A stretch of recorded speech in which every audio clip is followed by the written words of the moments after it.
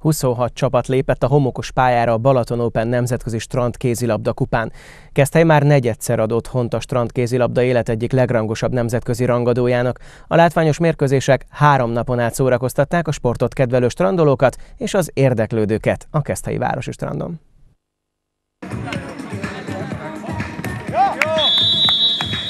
Forró homok, szikrázó napsütés és látványos gólok jellemezték a Balaton Open kupát.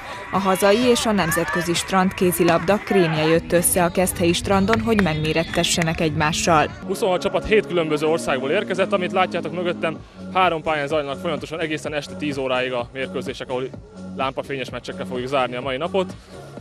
Azt hiszem, hogy büszkén mondhatjuk, hogy már ez a 4. alkalom, hogy sikerült megrendeznünk a tornát. Ez egy kuriózumnak számít azért, mert sok torna indul, de hamar el is halnak sajnos.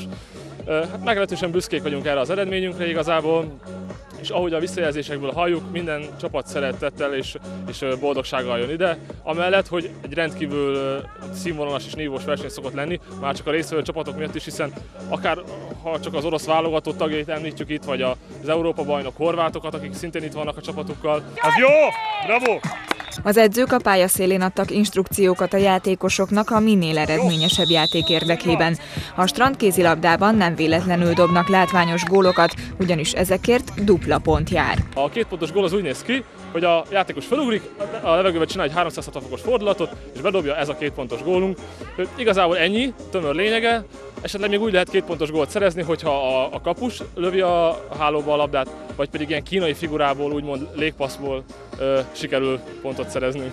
A Keszthelyi Balaton Open kupa egy Európa szerte megrendezésre kerülő versenysorozat része. Van egy nemzetközi torna, egy ilyen pontgyűjtő torna rendszer, amihez ez a verseny is tartozik. Ez a versenysorozat szerte Európában van megrendezve, különböző országokban, különböző rendezőkkel, és a keszthelyiek azok most már több éve rendezik ezt a tornát.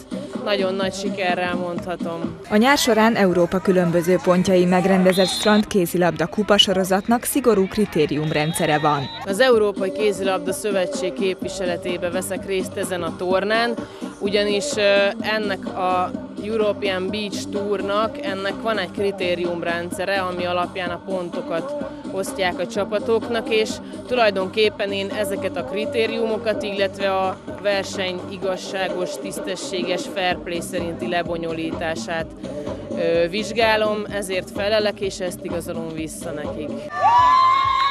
A Balaton Open homokos pályáin olyan magas színvonalon játszó csapatok mutatkoztak be, mint az orosz, a spanyol, a holland és a horvát válogatott. Hazai színekben pedig többek között a budaörsi Beach Girls csapata is játszott.